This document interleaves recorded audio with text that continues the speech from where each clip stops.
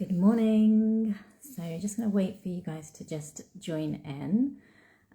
Starting my lives back again today. I've had a couple of weeks break, so it's really good to just get back here, just get back to chatting to you guys about lots of different topics. So I'm going to start, and hi, a couple of you joining in. Thanks, Debbie, for coming in.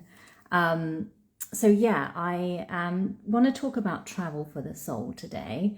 And I think that if you see my post recently, I've been away and I went away with my kids, which was really nice. And I think it really opened up like new perspectives for me. And so today I just want to share some travel stories and how it's helped my journey through life and how it's helped my soul to grow and to experience new things and to really get closer to that sense of like peace and love, joy, all those soul qualities that we want to move towards. And I think travel is a really good way to do that because it really takes you out of your comfort zone. It gives you new perspectives on life, and it can also be really, really healing as well. So the first travel story that I wanted to share with you was just like how I moved through like heartbreak and how I kind of overcame certain things. So after I separated from my ex, I just needed some space and some time and wanted to give myself some time. So I actually just went to Paris by myself, and it was such a good trip, and it's somewhere I've always wanted to go. It was always on like my list of places to go, but just never got round to it. And it's obviously like just down the road really. It's not far. And I just thought, let me make this happen and let me do something for myself. Let me take myself into a new environment, new space. And I also always have thought of Paris as, you know, the place of romance and love and all of that kind of stuff. And I just thought this is a great opportunity for me to practice self-love, to allow myself to go on like a solo trip. Solo date, if you want to put it that way as well, which is such a popular thing at the moment. I've seen that come up a lot. And I think solo dating is really important. That it's really important that you take some time out for yourself. And obviously, like at that time, I am a mum, so I just have like so much going on. It's really hard to actually carve out time for yourself. But that opportunity gave me the chance to go to Paris, do something for myself, take a little break away from being mum, and really connect back to being Jaina. And I think that was really fun. I really enjoyed it. I just like roamed around Paris like on my own, just with like a coffee and a croissant, as you do. And it was just really, really fun. And I think, I've spoken to a lot of people after that experience and shared that experience with people. And a lot of people have said to me, oh my God, it's like amazing that you took that time out for yourself. And I think obviously, if you do have kids, it really is difficult to do that. But I would definitely like encourage you to do it, even if it's just like once a year or once every couple of years, to actually just do a solo trip for yourself, and to really fill your cup up. And then you'll come back and you'll just feel like amazing and great, and you'll be able to give your kids a new perspective, your family a new perspective on things. And obviously it is perhaps easier if you're in like my situation where my ex looks after my kids sometimes, and so I have the time and space to do it. But if you are married, I would also encourage you to do it. Like even if it's just a day, like a day away for yourself, it really just gives you a new lease of life, a sense of freedom, and a real connection back to yourself, which is really important. And then I wanted to share a little bit about my travel journey before I had kids. So just before I had kids, before I had my eldest, who's 6 now, so this is about 6-7 years ago, I went traveling with my ex, and we took 4 months out, and we just went across, we went to Lebanon, we went across the north of India, went to Thailand, Cambodia, Vietnam. We drove on a motorbike from the south of Vietnam to the north. It was such an amazing experience, and it took a lot to make that happen, because we really had to like stop working, save up for it, and just go. But it was so freeing. It was just so liberating and freeing. And I think at that time I was in a point of stagnancy in my life where I just felt really stagnant, needed something to change, something to shift, didn't know what, needed a new perspective. And I definitely think that trip gave me a lot, it really gave me a lot. And I think it's from that trip where I really allowed myself to be open to become a mother. Before that, I didn't really feel it in me. Wasn't even sure if I wanted to have kids. But after that trip, I definitely felt more open and receptive to it. And I'm so grateful for that, because then I allowed space to have my daughters, which is amazing. And they just bring so much into my life now.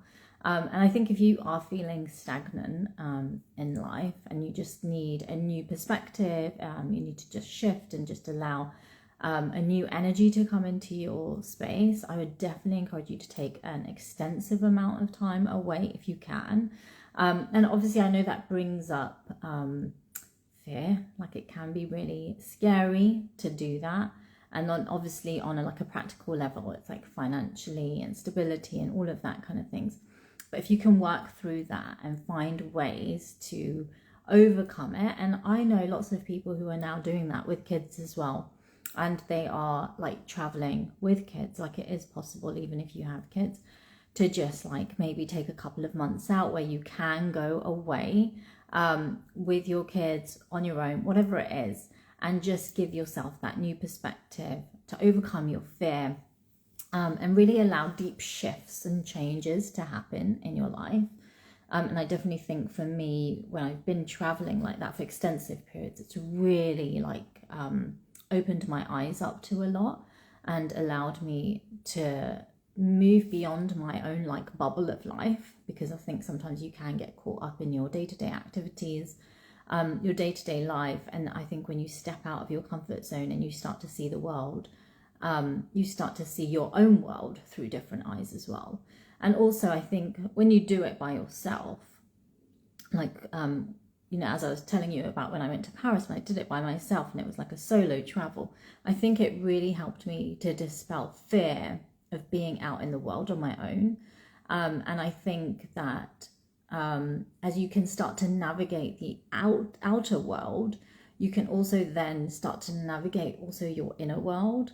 So it's really important that you allow space for that, allow space for yourself to be open enough to navigate the two worlds. We're living in two worlds. We're living in this outer exterior world, but we also have an inner world. When we close our eyes and we meditate and we go in, there's a whole inner world to navigate. Our emotions, our thoughts, our feelings, all of that. And if we don't allow space and time for that, then it's very difficult to then navigate the outer world. The two need to kind of work hand in hand. So I think travel really does that, allows you to do that, because you're just opening yourself up to new experiences. So you can start to also open up yourself to new experiences internally. So for example, if you haven't felt, you want to feel love, or you want to feel joy, you want to feel peace, try and open yourself up to it through your travel experiences. And that might actually help you to feel it internally inside as well. Because I know that when I go traveling, I just open up to feeling joy, feeling love, feeling just joy. I think joy comes up a lot for me when I travel. And that's something I would like to invite into my inner world at a more consistent level. I have experiences of it. But I think sometimes when you can get into your routine at home, and into the bubble of life and the rat race of life as well, it's really hard to then feel the joy. So we need to just step out of our comfort zone and get out, travel, experience, have adventures, see the world, and do that. And I think obviously I shared on my post recently that I took my kids away, and I think and that's something I wanted to share today as well. I think if you are a solo parent and you're parenting on your own, I think one of the difficult things about the journey can be going on holiday. And I think if you can open yourself up to knowing that you can take your kids away on your own, it is possible. And I think when I first, separated, I just thought, God, how am I gonna go away with my kids on my own? How am I gonna do this? And I think there was a part of me that thought, oh my God, I'm never gonna be able to do this. But then there was also a really strong part of me that felt like, I'm gonna do this. I want to do this for myself. I want to do this for my kids. And I started off slowly and just took them for small trips away in England, and then started going on a bigger trip. And then obviously recently I took them away to Dubai, and that was amazing and beautiful. It was really good to take them abroad. And allow myself to feel strong enough to be able to look after them in a foreign country. And that can sometimes be, can bring up a lot of emotions and feelings. And it definitely gave me a bit of anxiety before I was going. But I did put a lot of safety measures in place so that I knew, I was going to a country where I knew people. I also, Dubai is like the best place for kids. I went to a really good hotel. The hotel was really good and supportive. So I think all those things, like, you need to put those things into place if you do want to travel solo with your kids. So I guess, just to sum up here, so those are some of my stories, my travel stories. Like, it'd be great to hear some of your travel stories too. And have you been away? Have you done any kind of traveling, whether it's a holiday or whether it's actually a few months away, or perhaps even a couple of years away, or whatever it is, or maybe it's even moving abroad. And actually that's another story. And I didn't move abroad. I lived in Canada for 1 year, and that was amazing. That was before I had kids, a long, long time ago. And that, again, just allowed me to experience new things, and it allows you to just understand the world in a different way, and how different parts of the world work in different ways. And again, that can just help you internally navigate your own inner world and that whole space. So it'd be good to hear, like, if you guys have any stories, any travel stories, and what did it bring to you? What did it bring to your life? How did it shift your perspective? How did it make you feel? It would be really interesting to hear that. And I just want to sum up here. So, like, travel is so important for your soul. It allows you to navigate the outer world so you can navigate your inner world. It can bring new perspectives on life. It can make you feel a sense of freedom, a sense of joy, deep joy, which is really one of the qualities of the soul. It can remove stagnancy. It can allow you to overcome fear. There's so many wonderful things that happen in travel, and you just need to make space and time for it, save up for it as well, obviously. It's a financial investment, so just know that it is an investment into yourself. And a lot of these practices that I share with you do cost money sometimes, going to a yoga class, all these kind of things do cost money. It's an investment, but just know that it's an investment into yourself, and you will see the benefits and the rewards of it.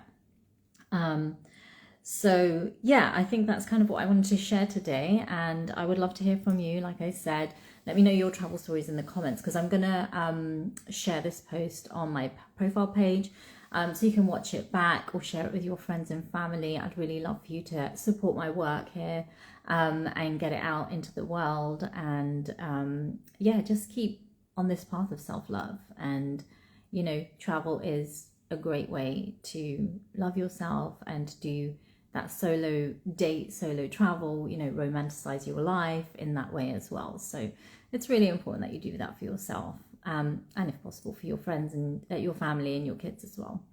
I hope that was interesting. I hope you enjoyed it. I will be back here again next Sunday at 9 a.m. But otherwise, have a really good day. I hope you have a really lovely day full of loving things, loving kindness, and just doing really wonderful things for yourself.